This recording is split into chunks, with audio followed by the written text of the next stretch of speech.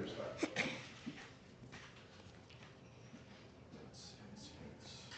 You want to do the intro? Is it recording? Yeah, Ellie, are you doing the intro? She's doing it. No. Oh, okay. Well, Wait, what's the intro? What's the intro? somebody needs to do an introduction with that mic right there. This is Can I hand it to National Thomas? Master Sam Copeland. Here you go. Hand it to Thomas.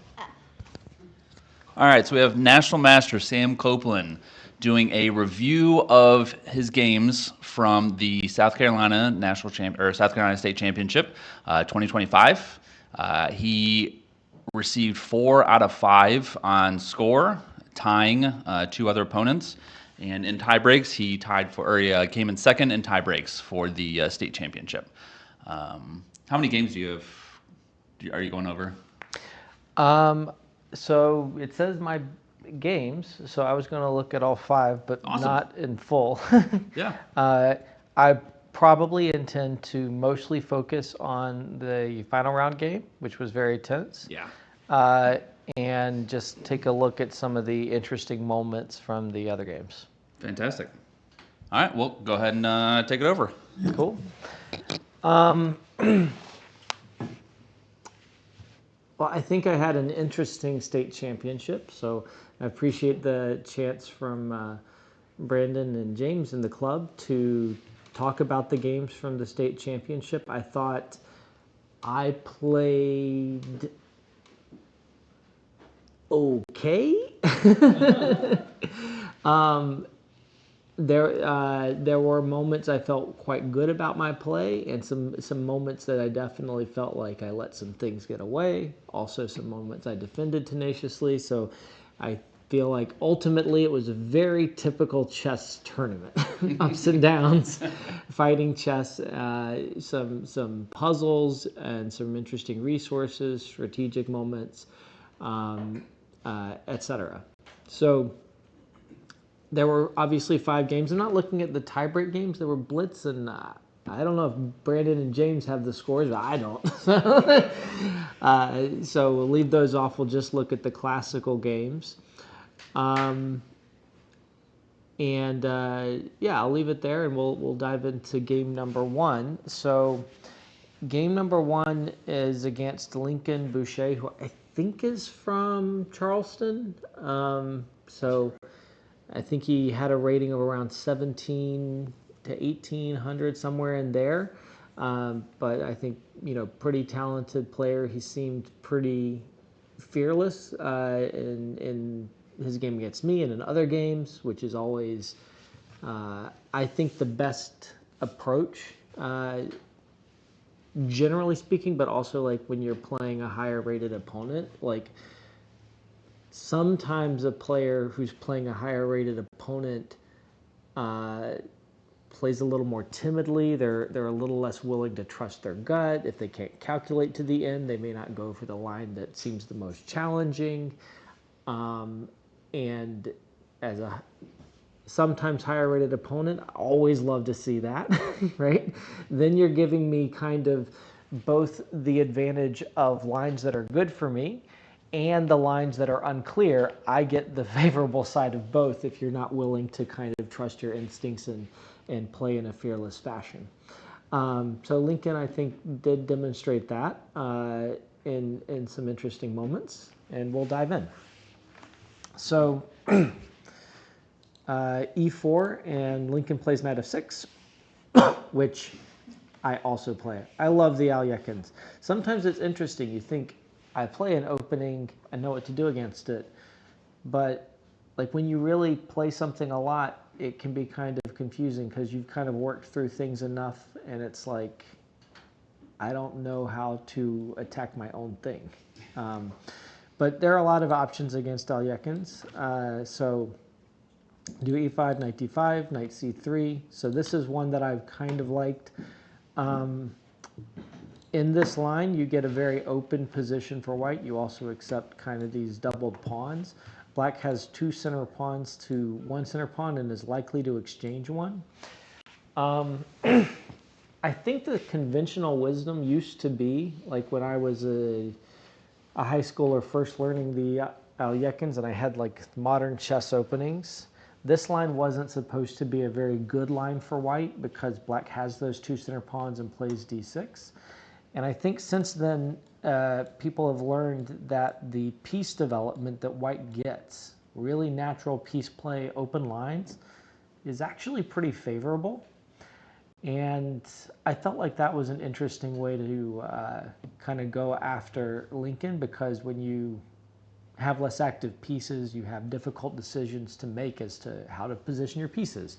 And I thought I'd try to challenge him in that way and see what he does. So d5, bishop f4. So he didn't play, you have the option of d5 or d6. I think you should go for d6. But he goes for d5. Both are possible. He leaves the pawn on e5 though, so it's a strong point for me. Bishop f5, pawn g4. Why not? I love playing g4, and I'm playing white. I want to win. I'm going to pick aggressive options. So he goes bishop g6, and I'm leaving the engine analysis off at the moment. For all the games, I looked at them with an engine a bit ago, but I don't remember everything. If I show the engine analysis, I feel like I just give away all of the discussion and ideas. So I'll flip it on at some points. If you want me to flip the engine on for different moments, I'll do that, but I'm going to leave it off a little bit. I think that this is already a mistake. I think after g4, it's kind of weird, but if it were me playing black, I mean, I don't know if I would have played bishop f5, but I would have gone back and said, hey, g4 is kind of double-edged. It weakens some squares and so forth. And we'll see how that plays out. And I could play c5 and knight c6 and so forth. As soon as you're doing this, I just feel like the bishop is a target. You're really giving me a lot of happy opportunities in this position. And the first one I go for is pawn h4 right here. So I'm threatening to trap the bishop. Yes, there's this square, but then f3. So h5 would trap the bishop in 2 moves. So h5 for Lincoln. And in this position, bishop d3. And basically, this happens in some Caro-Kanns and Aljekins, other spots. And these sorts of light squares become very weak, as we'll see in this game. It's very dangerous for the opponent. Larry? Larry, you can take this microphone for us. Like, how do you? Just no question, just talking to you. So if he moved to like bishop d7, what would you think about that? Like when he moved to f5. You can't go to d7, either in this position or after I play g4, because this pawn needs the defense of the queen. Oh. So I think that's the challenge with that move. Okay. Yeah. In addition, even if you didn't hang the pawn, sometimes the bishop might go here, but you probably don't want to put it there because it's going to block the queen. So it's just not the most harmonious place, right? You're trying to find a better place. And if you can't find a better place, what I would say is maybe think about moving other pieces that have obvious squares and wait to see how the position develops before bringing out the bishop. Like sometimes you just don't have a great move with a piece, and you probably focus on the other pieces in the opening and hope for better days for your French bishops. So I go bishop b3 here. Again, going after all of these light squares, little bit by little bit. Bishop takes d3, and queen takes d3. At this point, I feel like there's kind of one move you have to play strategically. I'll pause and ask, what should black play in this position? What should at least the first instinct be? Larry? Take the pawn. Here? That is what my opponent played. Yeah. But it's a very dangerous move. I can't. We'll get into why in a moment. Yeah? E6. Yeah, you really want to play e6. A lot of really. We'll see. Why? It does allow queen b5 check, though. I will flip on the engine and we'll see what the computer says. I don't remember if it says you can get away with it. So e6 is recommended. Queen b5 check in this position, and knight d7, and you can give up this pawn because you get this counterplay here, and this is loose, and this is actually favorable for black. So I think that it was the fact that this pawn was loose that deterred my opponent, and instead he did capture this pawn over here on g4. So I did want to go back to when you played queen captures on d3. Yep. Did you consider c captures d3 to correct your pawns? Or did you want the open file? I didn't consider it because,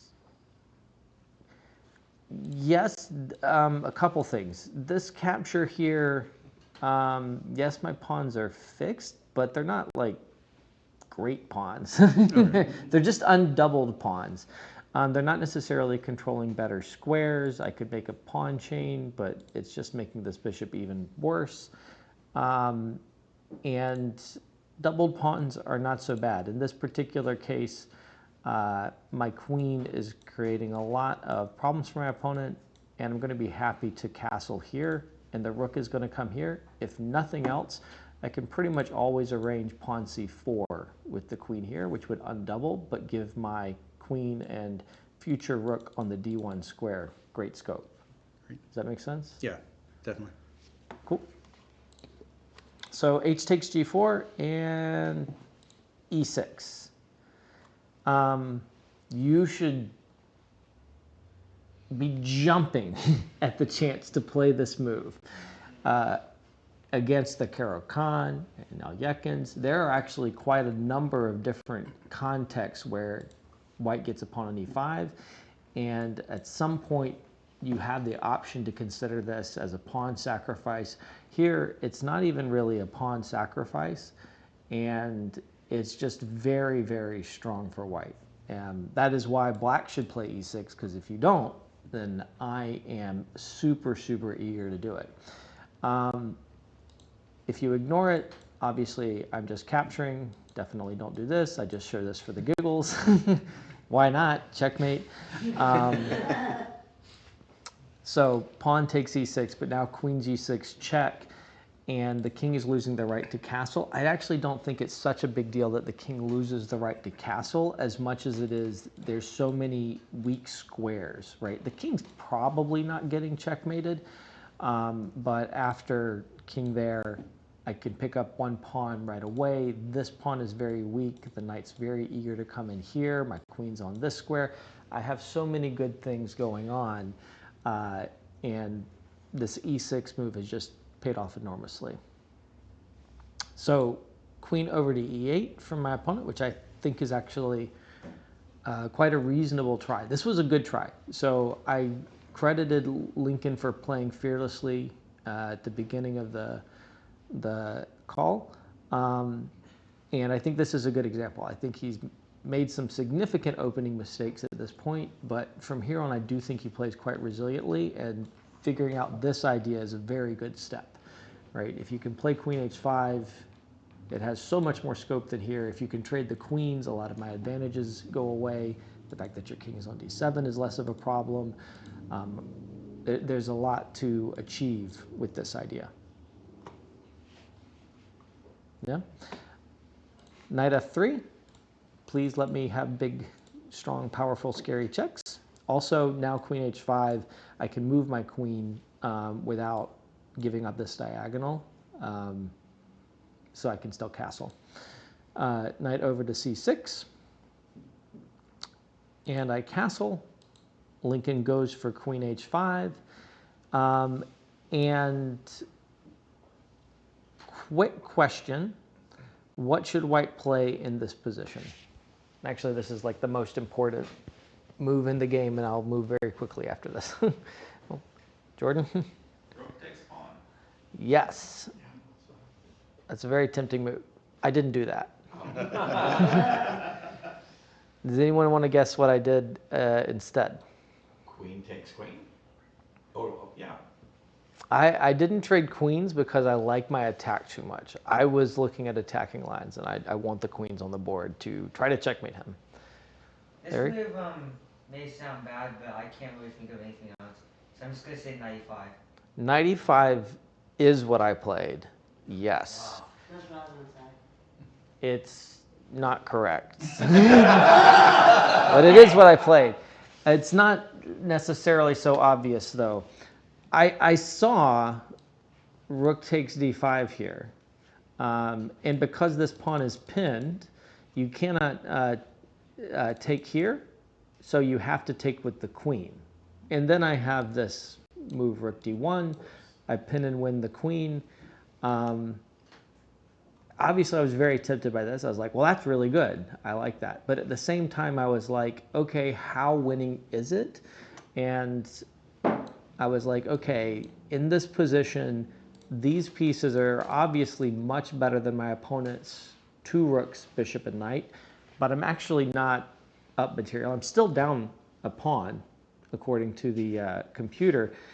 And I was like, there's not maybe so much material that it's obviously easy for me to win here. So I was looking for something that was even more strong. But that was the best line. It is winning. And I'm probably overestimating the challenges in converting it. Instead, though, I did go for 95. And my idea was knight takes and rook takes on d5 with check here. Again, you're pinned, but now the queen can't take. And so the king moves back, and I take here. And my thinking was, all right, this is pinned over here. I'm going to win the knight on e5. After I win the knight on e5, I'm just cruising. This is much, much easier for me to win. So I looked at this and I said, I like this even better than rook takes d5, and I went for this. My opponent changed the move order slightly. After he went king e8 immediately, but it's actually possible to do it either way. We have kind of the same opportunity after queen takes e6, knight takes e5. What had I missed in this position?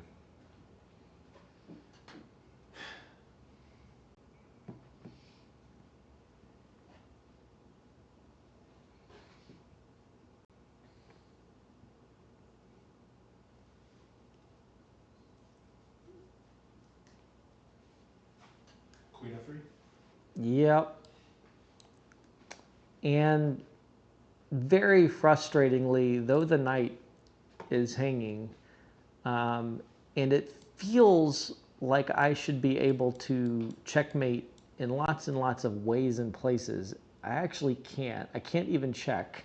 The knight, the seemingly doomed knight on e5 is defending all of the points. And both of these are hanging with check.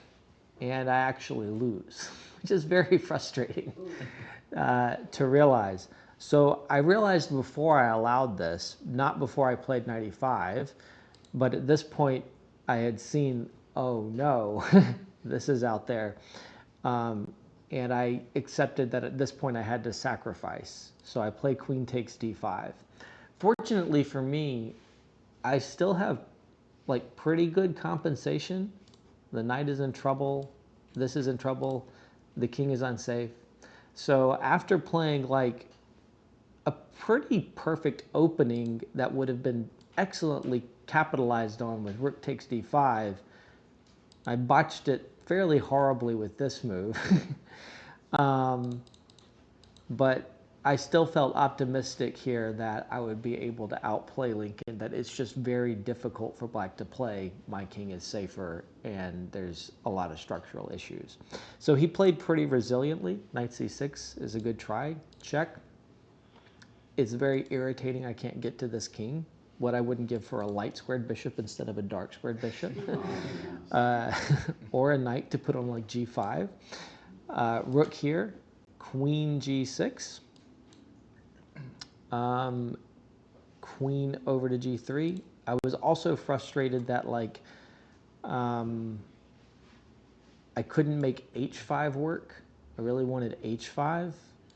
and I was getting annoyed with these kinds of moves. I couldn't do rook f5 and then h5. Very close to just decisively winning with these moves, but they don't quite break through. So queen takes c7, just saying, all right, I took a pawn, and I'm threatening over here. Fair enough. Rook h5, looking for a trade, and I say bishop g5. I'd rather bury this rook than trade this rook off. I think afterwards he mentioned this as a mistake. I don't know if it was a mistake, but it's definitely practically quite difficult. You play rook h5 and then bishop g5, and you're like, well, why did I do that? So queen e6, I just fall back. Queen back to c8, passive, but it defends the pawn, of course. Queen check, king back, rook over.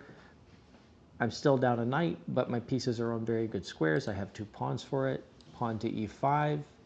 I think this is a mistake because e5 softened the light squares quite a bit.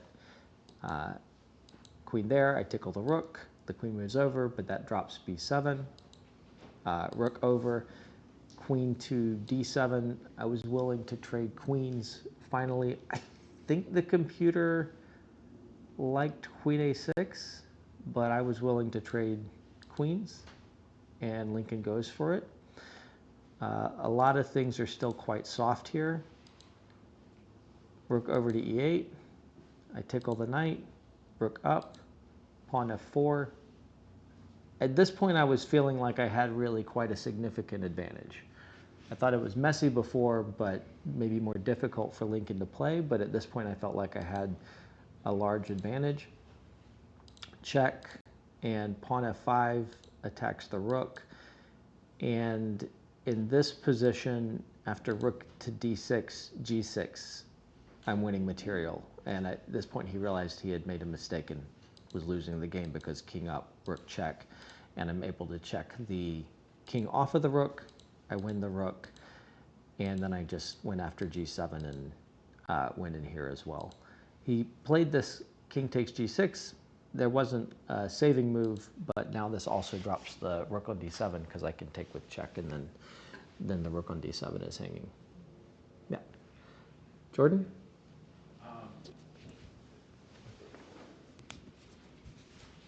There were a lot of details there, but we were trying to get through 5 games. Yeah. So I knew I was going to spend more time on that game, but I don't want to spend all hour on that game. Yeah, just one question. Back when you defended, when you brought your D rook back to D1, why not bring the H rook over to D1 instead? In a lot of cases, the answer may just be time trouble. So why not this one? I think that the basic reason is that it's a little less harmonious. What are my rooks really doing on the open file? Like, it's nice to have an open file, but I have no targets. And then my one rook is needed to defend the other rook. So I don't know if there's like a specific flaw, but it just felt much more powerful to me to have rooks on 2 lines and to have a target in the position that I could attack. Okay. So not a calculation, but just a feeling about what would be more harmonious for my pieces. Thank you. Larry? When you played like knight e5 and then queen takes e6, do you remember that? Yes, back here. Yeah. When he took the knight, couldn't you just took back? Couldn't I? Oh, like here, here Yeah. instead. So I could have done that, or I could have done queen takes, but he's able to trade queens with check here. Oh. And maybe I should have actually played in that way, but I felt like my chances were actually better to play in the sacrificial way that I did. I don't think the computer agrees with my decision, but I actually would rather play that way than let him into an end game. So that was why. I did think a lot about it. What's the review say about the? 'Cause I remember watching this at the live, and didn't know how much winning, how little winning, how. Yeah, so rook takes d5 was +3, so I would have, yeah, that was the way to go. Knight e5 check, it still likes, although it's clearly a mistake. King e8, queen takes, knight takes, and it does like bishop takes e5 best. It also says rook he1 is possible, which not a thing I was considering. So I can do this, and I'm a pawn up in the endgame, and I could fight for a long time. I just liked the practical chances here, and the style of play more. So it's objectively not the right decision, but I'm actually at peace with that, right? I sacrifice a piece, and I'm a pawn down according to the engine. That's not bad compensation.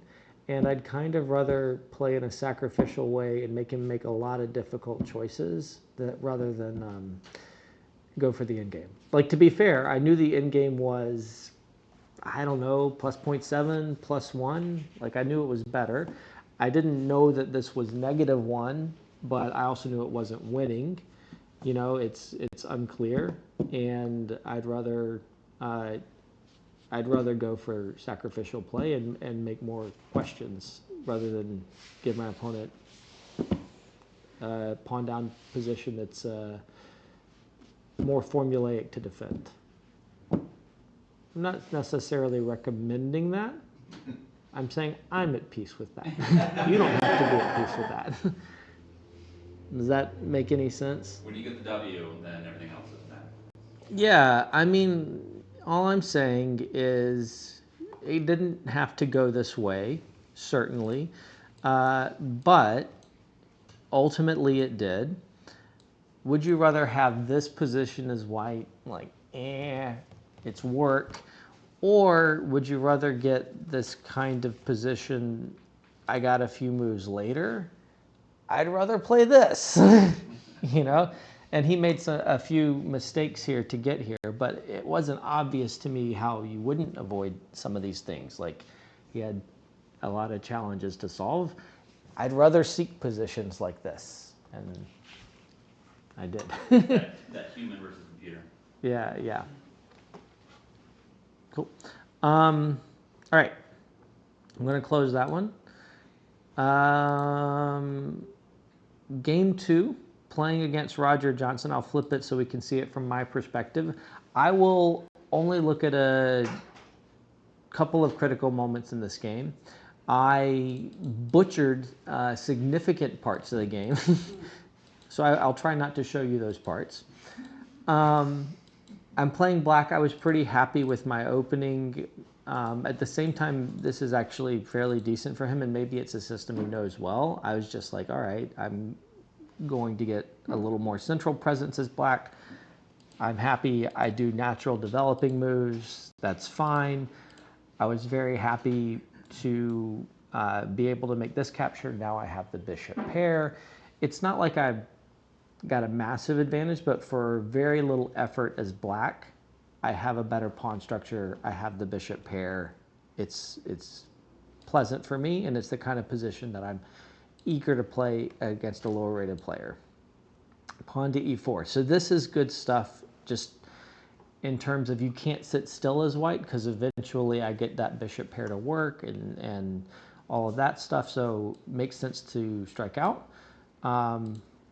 Take, and b4. To be honest, around here, I think I felt like I'm winning. Like he's given me the bishop pair. He's got all of these loose squares. He's making more weak squares. I thought he had quite a lot of problems, but I was too optimistic. He had better chances than I thought, kind of in the next phase of the game. I was fairly better at some moments, but I was too optimistic about my chances. So b4 offers a queen trade. So if he trades queens, then when I recapture, I get a tempo on his bishop, which helps me out. He's still down a pawn. So knight takes here. And instead of trading queens, now I double back. And I'm like, look at this queen. It's in the center of the board. I'm doing great. And now he goes knight back, and I go queen c4. I'm like, now my queen is in the center and in a hole in the position. I am crushing it. And later when I looked at it with the engine, it's like knight a4, like basically equal, plus 0.1 is equal. So I was very optimistic, and according to the engine, way too optimistic in general. And that led me to some mistakes. So queen d3, trade of queens, that was also quite a good play. And I felt like, this pawn should be really weak.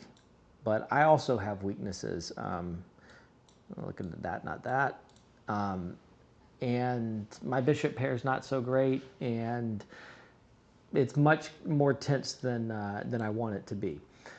Knight d5, bishop d2. I thought my opponent made some really good decisions when I think other players might have been more willing to just make compliant moves and make my decisions easier. He kept the tension in good ways. Bishop over, I attack his knight. 1 second, let me get to a critical moment. Rook over, bishop back, knight out, rook here, knight out. And I wanted to focus on this. Let me let you ask your question, then we'll dive into this moment. So like when we trade queens for isolated d pawn, the question was couldn't you just play like c5 and call it a day? In what? Call it a day? Like just queen takes queen and then just play c5. Yes, potentially. Because That then- might even be quite good, but Then you get your bishop here. I was just happy with the structure, and so I just wanted to keep playing the structure. And I think I didn't want to play like this because I wanted to play this. I was excited to play this and have an isolated pawn to attack, so I preferred that tension. But it's quite a valid idea. I'm not sure I played the right way. So speaking of that move, in this position, I did go for a5 here. Looking for activity and trying to free up my pieces and everything. Pawn takes, rook b3. So I was aware that I was giving my opponent a potentially dangerous passed pawn, but my thinking was, all right, I'm freeing my pieces, I'm opening lines for the bishop pair, and the pawn isn't so dangerous as long as I have this beautiful control of this diagonal and this square that he would need to use. And here I think after knight c5, rook takes, knight up, bishop d4, my opponent found a really good move in the position. Anyone want to try and guess what the right move is for white? To this point, I was still pretty happy because I was like, okay, I've freed my pieces a little. My bishop on d4 is really great. All of these things. Larry? Maybe a6. A6 isn't. I don't know how good it is, but it's not the move that's played, and I think that what my opponent did was more difficult for me.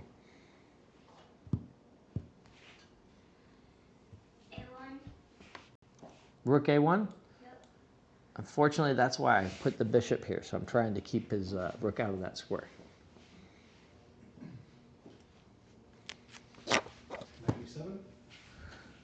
I don't know what the outcome of knight b7 is, but it's not the played move. One more guess. Bishop c3. Bishop c3, I think knight takes is actually a problem partially because this knight is still loose. But the idea played is somewhat similar, bishop e3. So I didn't really consider this because I was like, oh, I'll do knight takes. But I need this bishop so much to stop this move. And suddenly I'm not able to keep the bishop on the long diagonal. And bishop e3 is advantageous for my opponent, and my decisions are really hard. So when he did bishop e3, I was like, oh, I really botched this quite badly, and this is going to be unpleasant. So bishop e5, d4, kicking my bishop around. I go over here. Rook a1, I trade. Super not happy about that. You may have heard that rooks belong behind passed pawns. This is a really good example of a good rook behind a passed pawn and just a lot of problems for me. Fortunately for me, my opponent has allowed me this check, which lets me get a pawn and helps the knight get back in. And when I played this, I remember he was like, ugh. He was kind of expressive, so he made a few kind of sounds and other gestures like that at different points. So I get this. I have to bury this rook over here. It's a very sad rook, but it's also not so easy for him to get a knight to the squares that would evict the rook and allow the pawn to promote. Knight over. F6, trying to get this bishop out somewhere and also to play e5 and defend the pawn. Thought f4 was quite a good move so that I can't push e5 and have a harmonious structure. I have to allow him to capture and isolate the pawn. Bishop f7, pawn e5. I remember around here the engine saying like, oh, these are all okay moves and you have like a dynamic balance. I certainly still felt very unhappy about this pawn, but I also feel like I've made a little progress. Pawn takes, king f2, and bishop to c4. I really feel like now I've got this pawn under control. I was so much happier when I got to this position. King e3. This is quite a good idea to activate the king. The king is effective in this position. It's certainly not in danger of checkmate. It's a good example of a king in the endgame is a fighting piece and you should use it. Bishop over here. Very simple idea. Bishop takes, knight takes, slide the rook up, attack the knight, knight goes away, I get this pawn. I just really want to eliminate this pawn. If I don't do anything, then he's able to activate his pieces, and eventually this pawn would divide the game. So I need to eliminate it. Takes, takes. He goes after this pawn right here. I attack his knight. He takes that pawn. This was a good move. Like according to the engine, I think on chess.com, it's like great move, if you remember it, meaning that it's the best move in the position. And I was quite low on time here, and it wasn't so obvious to me that I wanted to push my knight to the edge of the board. But this ends up being quite strong because I'm going after this pawn right here, and I'm also preventing rook a1. So the knight seems like it's out in the middle of nowhere, but it's guaranteeing that I am getting rid of the pawn on a5. And at the same time, I had to be confident that I wasn't just losing here because this feels very dangerous, but there's no discovered check or anything to win my rook. I'm able to just march up with king g6. And this is the point in the game where we weren't on DGT and I was under 5 minutes. And I don't remember the exact moves from here. But I know what happened is that at some point I did eliminate the pawn. And while I did that, I lost this pawn. And I lost it to the king. And I remember basically when we got to that position, which is 2 pawns versus 2 pawns on the same side of the board, he offered a draw. And I declined. And he did something like, really? He was expressive. But the thing was, like, when he came in over here and he won this pawn, it meant that I was able to play my rook over. I can't remember if I got to the d file or e file or something, but I cut off his rook. And it should have been drawn. He wasn't wrong that it should be drawn. But when your king is totally cut off, only I can win. And there's no way that I can risk. And ultimately, he did make a mistake at one point. I think I had like a pawn on g4, and he had a pawn on h2 or maybe g5, h3, I can't remember. And he tried to push his pawn and offer a trade, and I just pushed my pawn pass, and my pass pawn won the game for me. I don't know if he could have held at that point, because at that point my rook and king were really active. He was cut off, but I did win a very close game in the end. Obviously lucky because it was not a good game by me. But I was happy to be tenacious and score a win and feel like even when you win even your bad games, like it's a good tournament, you know? So that was that game. I'm going to blitz through the game against Tanay. I was very happy with the position against Tanay when I had the bishop pair and good pawns. That's kind of a theme in my tournament games. I did have a clear advantage somewhere around here. But I made a mistake.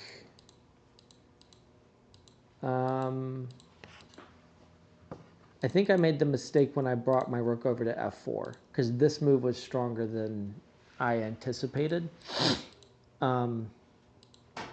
Because he's down a pawn, but I can't hold this, and that's quite effective.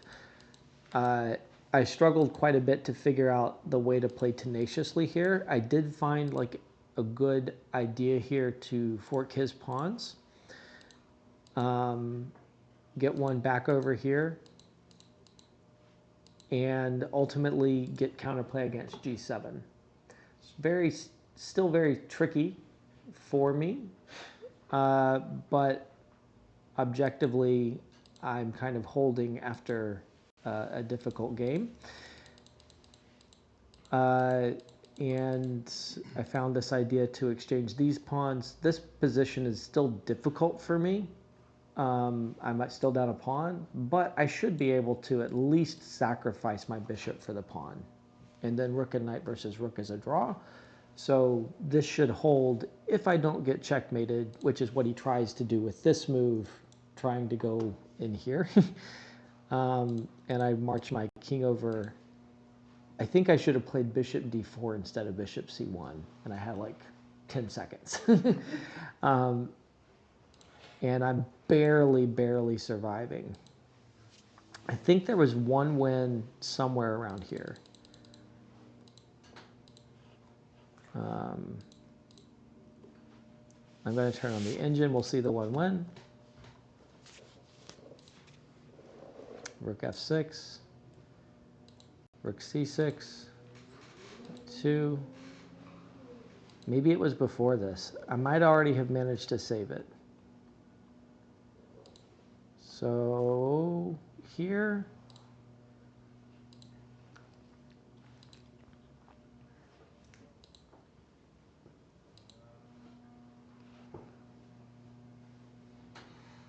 Mm.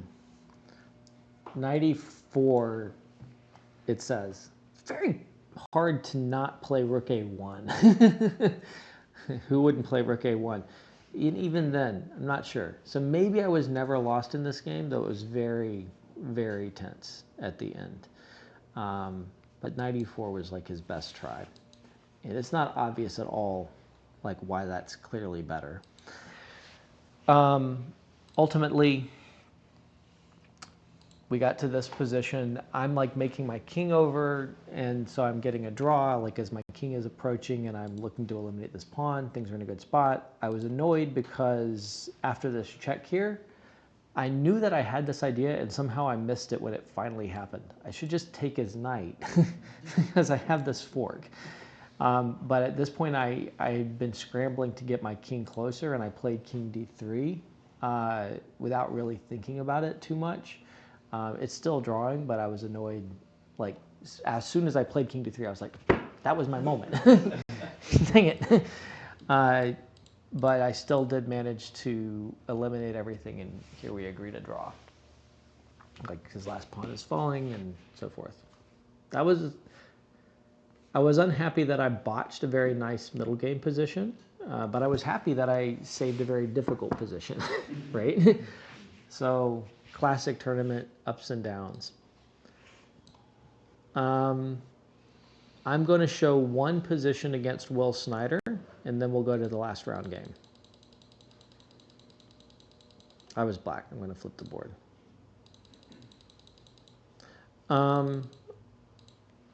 He played 95 at some point. I was so happy when I saw this because he's getting these doubled pawns and his bishop is blocked in behind, and I think he thought he had attacking chances, and I was like, that can't be good strategically. It's a little more complicated than that, but it's still favorable for black, and it goes very well for me after he plays this way. I just eliminate the knight here, and I don't need to take here, which would run into this. I just leave this pawn here. I can go after it. It's not going anywhere. It's not scary, and all of my pieces are very nice. So I was super happy here. I was like dreaming, like maybe you let me like play queen takes g2 here at some point, and like knight gets to give some kind of pretty checkmate or something. It's not quite there, but these positions offer a lot of pretty kind of tactics against g2. Bishop f3. And like I'm super happy here. I'm like, both of your bishops are bad. This pawn is falling, and I am doing really, really well. I'm maneuvering the knight around. I go to this square. I'm getting after this. This, though, was very smart to activate this bishop because the bishop was so bad on f3. And as soon as it comes around to c4, even though I win a pawn, at least you have some counterplay. And then he plays the incredibly courageous g3, which is nuts. Like, what are you doing? And after that, he arranges to play f4, which if you thought g3 was nuts, like f4 is bonkers. And at the same time, it's actually a really good try. I remember during this game, like 10 moves before this, when everything was going super well, I was talking to Brandon, and I had a Rubik's Cube that I was solving during the tournament, and I had left it the previous day. And I was like, hey, did I leave that? And he's like, oh, yeah, do you want it? I was like, yeah, my opponent's thinking forever. I'd like to solve it. And I think he heard me say that because he was down like 20 minutes on the clock and really like in the think tank. And after that, he like just moved instantly every turn. You were ahead on the clock against Will Snyder? Yeah, that's incredible. I was like 20 or 30 minutes up out of the middle game, like around move 20. I was way ahead. And I legitimately think he heard me like say that he was thinking, and he was like, why am I doing that? No more. Because he really did flip a switch, which was practically good because his position sucked. So like, don't think on it at that point, just keep moving. Which I think if it were here, he'd agree with that. Like, save the time and hope that better days come. And he does get some chances. So f4,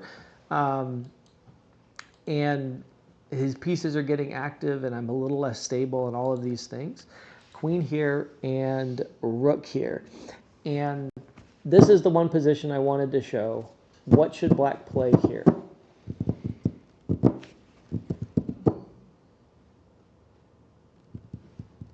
I think this is right. Maybe it's one move ahead. I think this might actually be the best moment. Larry? Bishop takes e4. That is what I played. So you're as good as a master and not as good as Stockfish.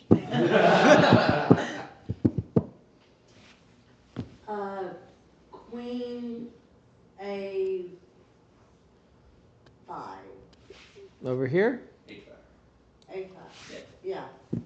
It looks plausible, but there's something more direct.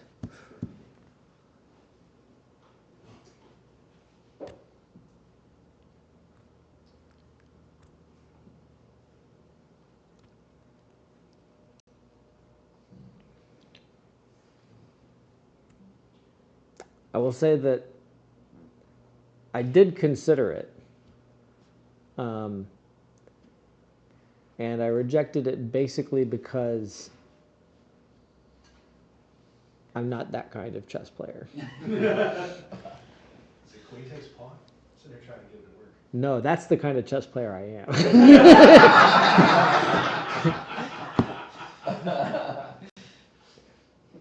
I would always consider a move like that and try to make it work, but yeah, it doesn't in this position. But that is like game one where I'm trying to make those kinds of ideas work. B5? Sort of. G5? Yes. G5. Like I said, I considered it, like loosely. I don't remember if I considered it like much in this position or the previous position, but I was aware, like, hey, I could try for G5. Like the rook is holding E4. I could go after that rook, but I felt like I had a really good position. And why would I play a move that is so much like a king just throwing its robe open on the subway? Like, it was just hard to really seriously consider it when I had moves like bishop takes e4. But I don't actually have any issues with the rook. In fact, with g5, like my hardest problem is defending f7. You can do this, whatever, you're going to have to either sacrifice the rook or let me take on e4. And if I get to take on e4 with the queen, if your rook moves, then it's just lights out. Like, this is game over. And that was, I had a lot of really strong positions in this game, like -2. I was doing quite well. But this was like the cleanest win that I had on the board. And what can I say? I'm just not this kind of chess player. It's hard to play g5. Would you like to play G4? I like to play g4, but I castled on the other side of the board. A little different. It was a real time scramble after this. I got like an extra pawn. Yep. When you wait, can I save this question for like later Yeah. after the game? Sure. Okay. So I got like an extra pawn and still felt optimistic, and I am, but obviously this is like a hard position to win. Like a pawn up queen endgame is always a hard position to win. Perpetual checks and other things are always present. I lost the pawn back, and then he lost the pawn back. I was in time trouble, and he was still playing like he was in time trouble, even though he no longer was. And somewhere around here, I had another opportunity, and I missed it. I just felt like I'm doing good things, and I let his king back in. I felt like I was really doing well here, and I am sort of doing well, but it wasn't enough to win. Like, we eventually got to some position where things traded down and it was a draw. And before this, it was a draw. The last winning chance I had was when his king was on h3. I could have and should have played queen f3. And the idea of this check, if his queen goes to the wrong place, is devastating, and I can just encroach with my pawns. And I think this is the right position where it's like -3. So I missed that idea, and that was the other play. But g5 was kind of the cleanest, most direct. That was the time in the game where I was like, everything has gone correctly to this point. I know I must be winning. I know an accurate calculation here will finish the game, and I didn't calculate it. Yes. So like when he played f4, did you ever think of doing knight c2? I did think about doing knight c2. I thought about doing knight c2 a lot. And I could do it, but it's really hard to calculate. So it says here after queen e2, knight takes e1, right? Like here, here. He's getting to capture here and fork these. It says that I eventually come out with -1.5. So like it's a good line.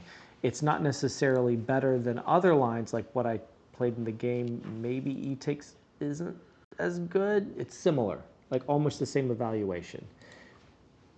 What I regret isn't rejecting knight c2 because it's not better than the other moves. What I do regret is I remember I didn't have that much time, and I did spend quite a chunk of it trying to find a clear win after knight c2.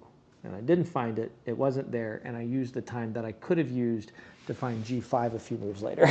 So I did think about it, it was there in the position, and it's a difficult call.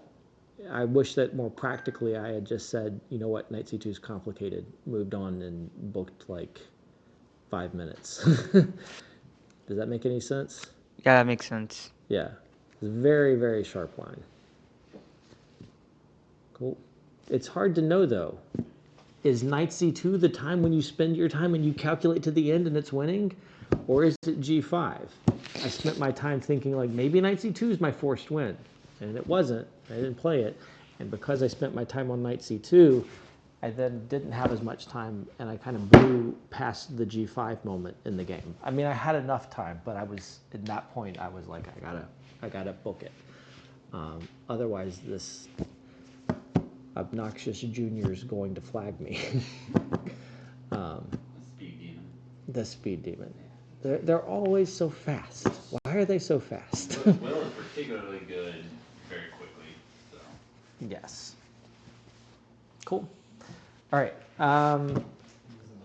Do we go over a little bit, or do I cover the last game in 3 minutes total? Over. Okay. If y'all drove out here, and there's like 10 people here, I figure you're not going to mind enough time on the last game. And also, the last game isn't so long, so I think we're okay. So, after winning my first 2 games, whether or not I should have, and drawing my next 2 games, whether or not I should have, I had 3 out of 4. So, messy, complicated games, but I was still kind of, right with the leaders the whole way. Bahar started super good, so she got 4 out of 4, but with 3 out of 4, I was tied with Matros and Mike, and there were a lot of people actually who had 3 out of 4, so it was a big tie for second. No perfect, I think. At that point, I don't think there's any perfect. Bahar was still perfect. Bahar, yeah, Bahar. Yeah, Bahar was leading with the perfect score, but she had to play Matros. I didn't spend enough time looking at it, but I thought I was going to play Bahar, so I did try to look up at what she played a little bit and prepare, and then the pairings came out, and I was like, oh, I play Mike. So I was looking forward to the chance to play her and be like, okay, I'm 1 point behind, but I'm playing the only perfect score, so I control my own destiny. Yeah. With playing Mike, obviously, I don't control what happens between Alex Matros and Bahar, which ultimately, late in the game, turned in my favor, as Alex got a good position. I mean, he's a rating favorite, and won that game, so it became 4-4. But I could only tackle the game in front of me with Mike and hope that things went well. So I have white. I played Mike many times. Last time, I don't remember if it's the last time I played the state championship because I think I was ill for a previous one, but I tied with Mike Saylor and Ben Caiello and won the state championship a previous time, and again I needed a last round win against Mike, and I played against his Scandinavian. He always plays the Scandinavian against me. He's always really solid. At the same time, the Scandinavian does give white opportunities. I can pick lines, I can go for sharp things, and you're in a must-win game. It's better to be facing the Scandinavian than something else. So I have white against the Scandinavian. and I know I'm going to try to play as aggressively as possible. E4, D5, queen takes. Mike does not play the queen A5 line, so if you are familiar with the Scandinavian or you play it, queen A5 is by far the most popular. But Mike likes queen D6, which I don't think is as good, but it's also playable. It's very solid, but white just gets a lot more room for the pieces, to be honest. So queen D6, pawn D4, pawn C6. I think Mike isn't someone, like some players who have an opening like the Scandi or whatever that they always play exactly the same move in the position and they know what they're going to play. I think Mike mixes it up a lot. Sometimes he'll throw in C6 first, knight F6, so he kind of goes for the system, but he always changes up the order around move 4, 5, 6 or something so that it's a little harder to prepare against him. And a lot of the moves are somewhat interchangeable, but it'll be slightly different in terms of how you can develop as white based on what he plays. So he plays C6. I bring out my knight to F3, and I hop my knight into E5. I'm always happy to do this, even though you may know the rule, don't move a piece twice in the opening, like I should move other pieces. What I love about this move is that it gives me a shield so that this bishop can come out to a nice square. I want to put the bishop on F4, and I want to intimate nasty things against the queen on D6. I remember Logan played me in television, and he played the Scandinavian. And he had a bishop on B4 and a knight on E4, and it was pretty scary until Sean told me that it's not scary because he's moving the same piece twice, and what's more scary is more coordinated pieces. So I kept that in mind. That can definitely be true here. In this case, I'm moving the same piece twice, but I'm white, and my opponent's also moving pieces multiple times. So this is a little more dangerous for my opponent. Knight E5, so he goes knight D7, offering to trade the knight, and I'm like, hey, how about you trade the knight, and I get to bring my bishop out and attack your queen.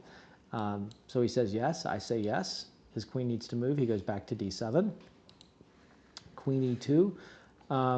I just want to move my queen out of the way and castle.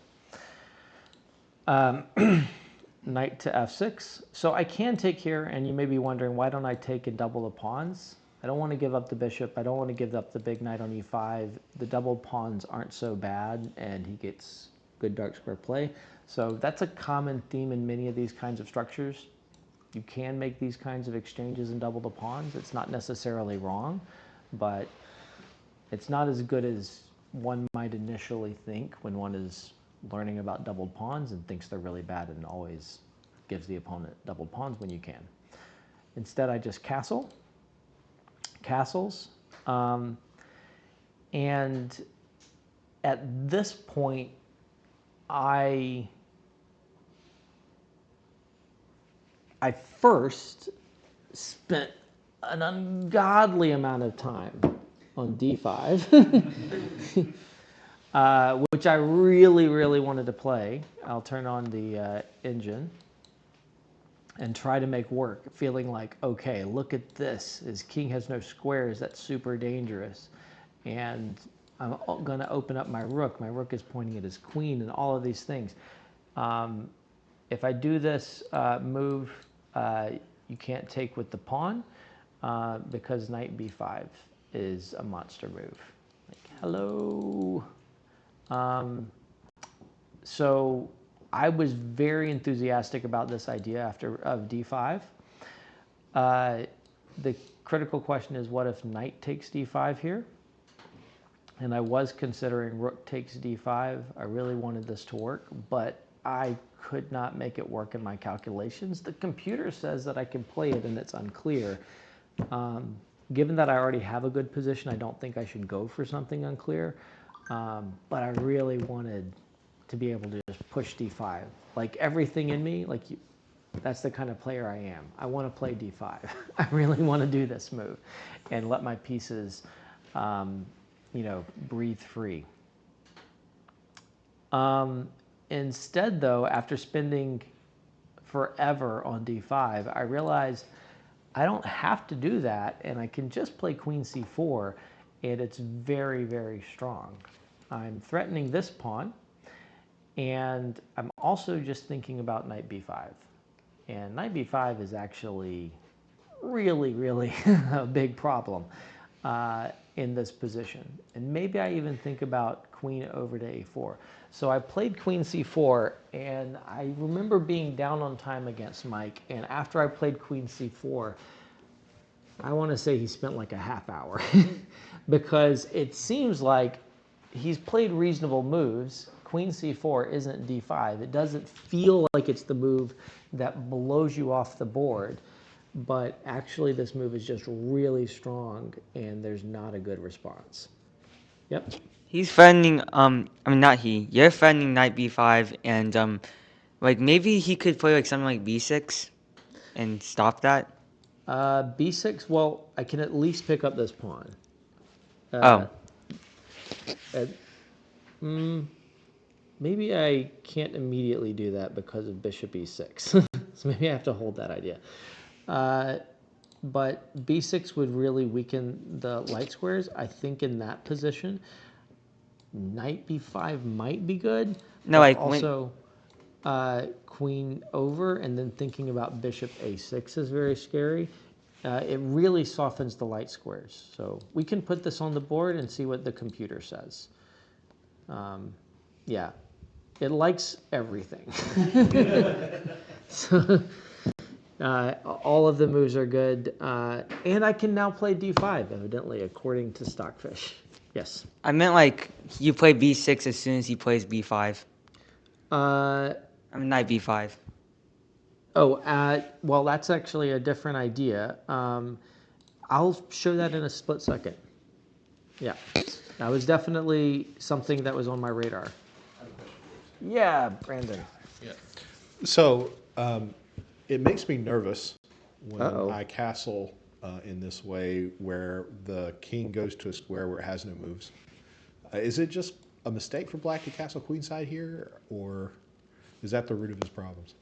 I think the root of his problems is playing the Scandinavian. It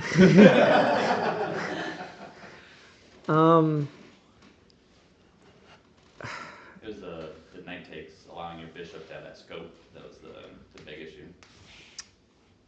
I'm not sure. We can flip on the analysis, and I don't think he was quite lost even in the lines in the game. And a lot of times in the Scandinavian, you do have to castle queenside because it's difficult to develop this side of the board, right? So knight d7, you're already ready to castle. These are the right moves so far. If you want to castle on the other side, you have to take more time, and that's also risky. So I'm looking for an opportunity for him not to castle in that direction, and like maybe he could have played e6 and so forth. It's also difficult. So I don't know. I really do think when I say I think the root of the problems is playing the Scandinavian, I'm actually quite serious there. It's not that it's lost, but you're giving white a very free hand, and you're going to have to pick some poison. And the poison he picked was castling queenside. It would also not have been a walk in the park to try to gain the time to castle kingside. He might have just got caught in the middle in that situation as well. So I don't know if that makes sense. I just don't know if there's a right answer, but all of the solutions are at least challenging for him. Yeah. So queen c4, e6. E6, the way he's playing is right, but it feels so wrong. So it's actually a credit to Mike that he's finding like the only way to meet these ideas of like knight b5 and everything. And the way to meet these ideas is after knight b5, you're like so close to lost because of this checkmate threat, but he does have one defense. It's not the move that you were considering, pawn to b6. I was really hoping for this move, to be honest, because it allows white a nice finish. Actually, pause here. What is the right way to play for white? Knight a7 and then queen c6. Knight takes. This move isn't going to save the day, so you take the knight.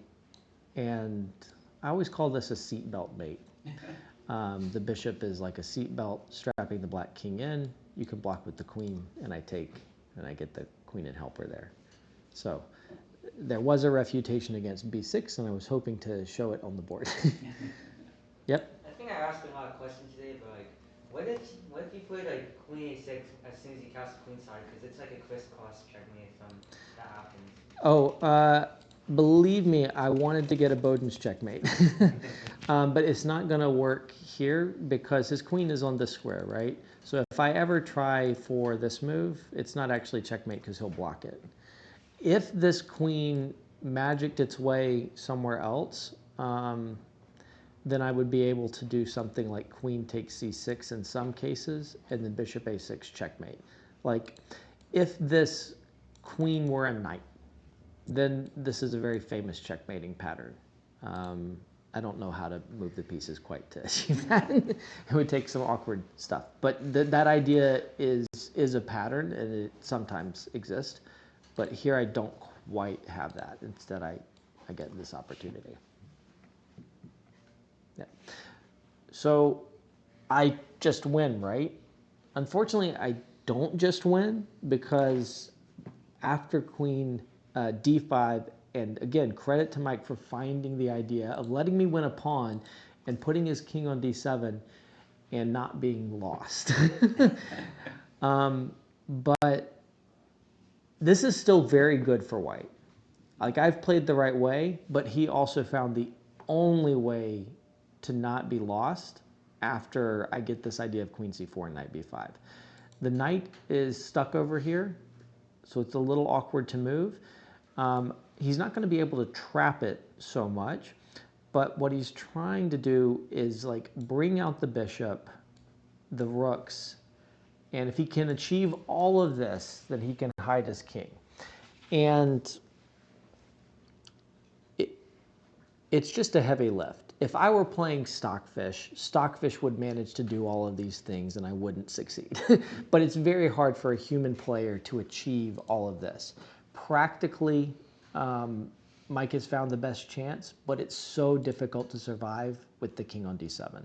I think this is like +1 something, only +0.7. That's insane. How is it that? +0.3. But I play queen a4, and in this position, you have to find king e8. Because, of course, we all know that in such positions, you have to play king e8 or you're going to lose, right? It is an inhuman task to defend this position as black, even if objectively it is possible to do so. Again, credit to Mike for finding the best path, but then you have to find king e8 here. And fortunately for me, that was, I would never find it. Mike didn't find it. Only Stockfish finds it. But that was there in the position. For some reason, that's the right thing to do. So he plays bishop d6. And fortunately for me, I now get a forcing win. I think the reason king e8 had to be played is so that the queen can hide on d7 after what I actually do, which is pawn c4, I'm attacking the queen, and I remember Mike after the game said, I thought you were going to play bishop c4, and I thought that was better. And practically speaking, like, it makes sense that you want to play bishop out. I want to develop my bishop, and maybe also I don't really want to open my king. Like, I'm creating the same problem for me that almost got Mike checkmated. But in many cases, chess is just a game of calculation, and you can calculate this one out basically to a forced win. So after pawn c4, the queen has to go to e4, no other square. Yes, this is not a thing I want to allow, but I have bishop b3. I hit the queen. The queen has to move. Queen takes g2, and bishop takes f5. And with c4, I'm going for pawn d5, which is going to be a huge problem for this. You don't want to take here and open the e file, practically speaking, but you have a resource here. Mike had seen this, but I had also gotten to this point and realized, okay, he can keep the pawn on e6, keep a better structure, but after pawn f4, queen takes, calculate one move further, pawn d5. Now the d file is opening. I'm going to be able to take here. My knight's going to get back in. And we both know that at this point this is winning. So it was a good calculation, I think, back here to see that, okay, I can play c4. I can play bishop d3. I can take on f5. He has this trick to be able to recapture with the queen. But boom, everything's participating. And this is a decisive position. He plays bishop takes e5. I take with a double check here. The king moves over.